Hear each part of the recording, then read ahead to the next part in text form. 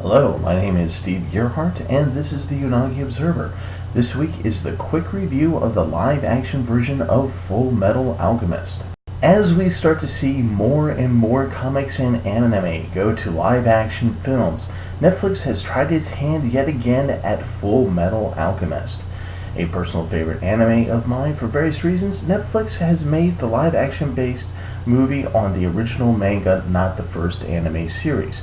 The story is essentially the same. Al and Ed, in an effort to resurrect their recently deceased mother, using alchemy and failing, resulting in binding Al's soul to a suit of armor and Ed losing his arm and leg, and having them replaced with prosthetics called automail. Al and Ed spend years trying to find the Philosopher's Stone, a stone steeped in alchemy lore that can help to bring Al's body back and Ed's limbs back. The story starts as the teenagers are running down the lead to the stone and eventually are hindered by Colonel Mustang. The boys are then instructed by Mustang's boss to study under Shao Tucker, an alchemist who specializes in creating chimeras. As they discover Tucker's dark secret, Al and Ed then follow clues that take them to the real Philosopher's Stone. But the path takes them into the path of homunculi, government secrets, and ultimately betrayal. And since this is where I don't want to give away spoilers, this is where I start the review. In terms of the story, the movie takes certain shortcuts.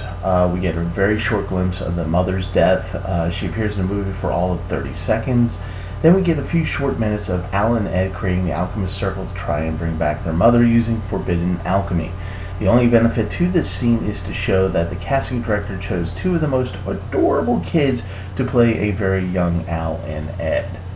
The movie also skims on Mustang's unit. One of the hallmarks of the Fullmetal franchise is the crew that Colonel Mustang puts together to further his own goals.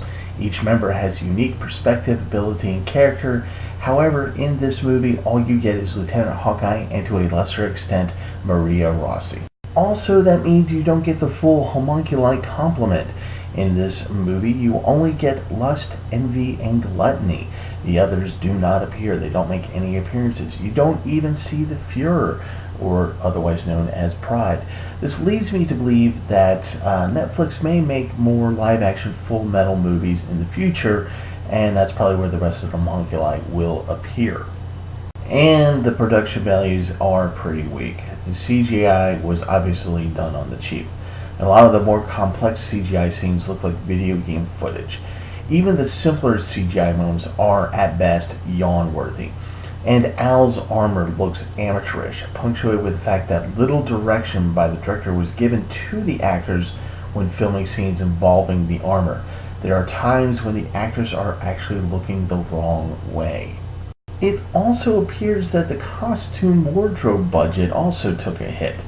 The army uniforms at times look too worn out and drab. Ed's costume of his boots, black pants, and his colorful red overcoat really in the movie looks as if a sloppy cosplayer put it together. And then there were the wigs. I can't explain they were just so bad, so bad. However, I thought the cast was actually pretty good. The only glaring exception was the kid who played Ed, Ryosuke Yamada. It's not that he's not a good actor, he is, he just wasn't right for the role. The rest of the cast is actually pretty entertaining. Tsubasa Honda played an energetic Winry. Dean Fujioka was a good and serious Roy Mustang. But the two that really stood out the most were Yasuko Matsuyuki as a very sexy and smoky lust, and Ryato Sato as the cheerful Maze Hughes. In fact, that last choice of actor was perfect. Sato actually looks like the anime Maze Hughes, and he got the character down perfectly, which made me angry all over again when we know what happens.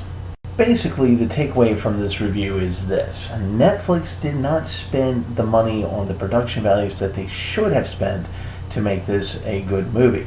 The story, while somewhat different than the manga, was pretty solid. The cast, like I said, was really pretty good.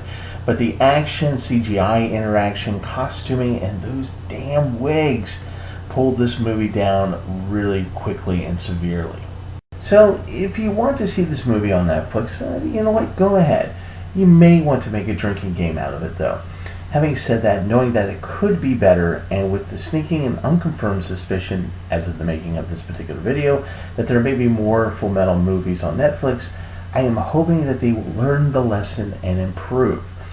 And still, it isn't nearly as bad as that load of steaming crap that Netflix gave us when it came to their production of, yep, you guessed it, Death Note. That awful, awful thing. Alright, that was the Fullmetal Alchemist live action movie review. My name is Steve Gerhardt. This is the Unagi Observer, and as always, thank you so much for watching, and I will see you guys next time.